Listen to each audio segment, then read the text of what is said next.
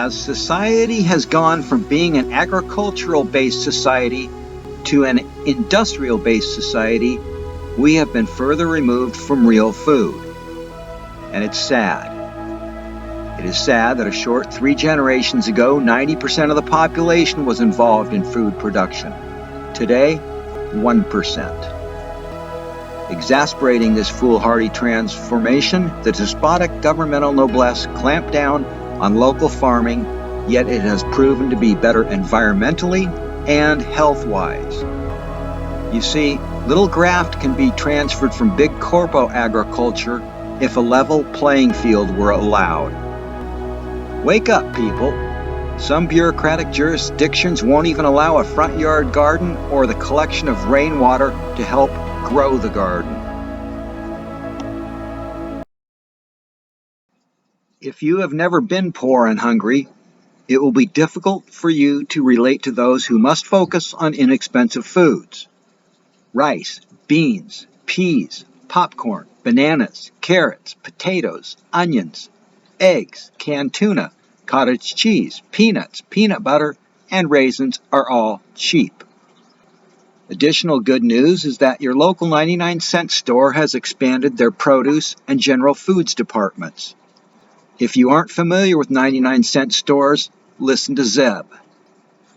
Although the visual pollution is not on par with Walmart, entering a 99-cent store is eerily similar to entering a third world country.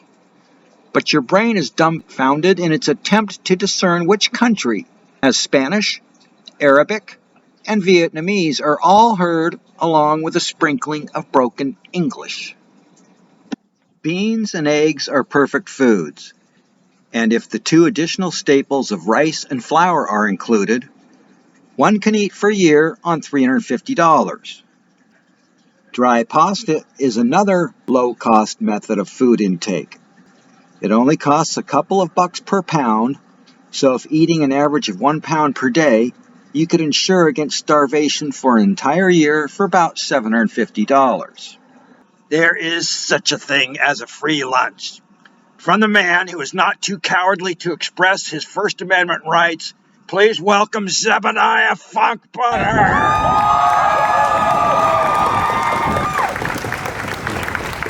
That's right.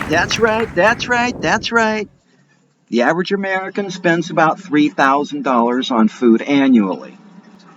I average $214 per year, and here are a bunch of comedic vignettes proving just that. World Sandwich Day was gratifyingly appreciated as Zeb downloaded an app from Subway Sandwich Shop good for a free 6-incher. Upon receiving his free sandwich and buying a bag of chips, Zeb reflected. After all these years, that boy who used to bully me at school still takes my lunch money. On the plus side, he makes great Subway sandwiches. Free food and drink can be had when signing up online for company food specials. In fact, most companies offer freebies as promotional enticements because it is profitable, seeing that very few dine alone. But since eagles fly solo and pigeons flock together, Zeb is never afraid of being outnumbered. Zeb took satisfaction in an entire unpaid lunch from Gordon Biersch, saying, "See, there is such thing as a free lunch." Mellow day as Zeb used one of his free coupons received from Papa John's 2 months ago for his fake getting sick on a pepperoni complaint letter. This guy is so fraudulent that it makes any sane mind boggle. He also lacks decorum, as he asked me, "Why were the people in the Twin Towers so mad?" Because they ordered pepperoni, but they got plain. Zeb rode his bicycle less than 2 blocks away from his house to a decorative bayside fountain, where within 10 minutes he had scooped up $8.10 in coins. He then boogied over to the 99-cent store to rid himself of that burning sensation in his pocket. Zeb bought a bag of celery, a bag of carrots, a tub of cottage cheese, a basket of blueberries, 2 cans of pork and beans, plus peanut butter, jam, and a loaf of bread. Combined with his 6 remaining wieners at a nickel apiece, he now has 12 meals and 28 snacks for 20 cents out of pocket money.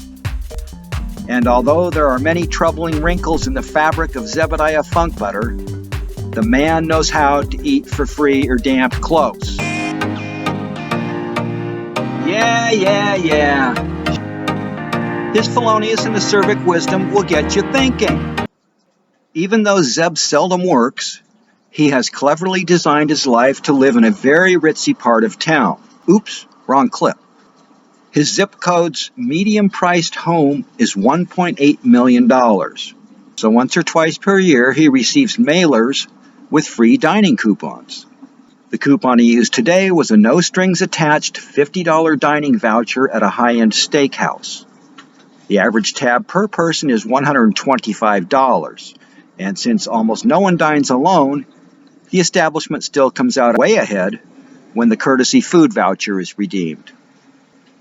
With the choice beef dishes ranging in price from $45 to $82, Zeb opted for an $18 shrimp cocktail appetizer and a $31 chicken dish.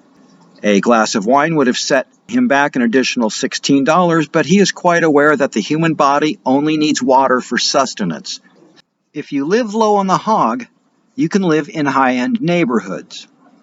Today's mailbox contained a totally free $20 gift card from his local grocery store. Here is how Zeb spent the $20. 5 pounds of high-protein and filling dried beans for $5.50. Brown rice from the bulk bin is a great source of grain, spending $3.50 for 3 pounds. A sack of potatoes cost him $3. 2 dozen eggs set him back $3. And 3 boxes of pasta, yet another $2.80. 6 packs of ramen noodles is an additional $1, and a pound of lentils goes for $1.20. Oh, and once the cute cashier rung up my ramen noodles, she giggled, saying, "I can tell you're single." Laughingly, I said, "What gave it away?" She replied, "You're fucking ugly." Food security can be stressful. Perhaps one of Zeb's food tips may alleviate some of that stress. Buying $250 worth of bulk beans, flour, and rice can sustain you for about a year. Craving comfort food, Zebidiah happily signed up for an E-Club freebie offering a free Cajun shrimp chowder bowl. Unbeknownst to him, it was a dingy biker bar called Breaking Wind.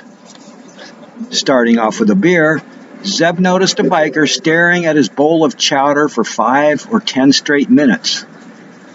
Thinking he may be able to save his E-Club freebie for a later date, Zeb sauntered outside over to the biker asking, "Hey, can I eat that if you're not going to?" The gruff biker said, "Go the fuck ahead." Shocked, about 2/3 of the way through, Zeb saw a dead mouse and abruptly barfed up his meal back into the chowder bowl.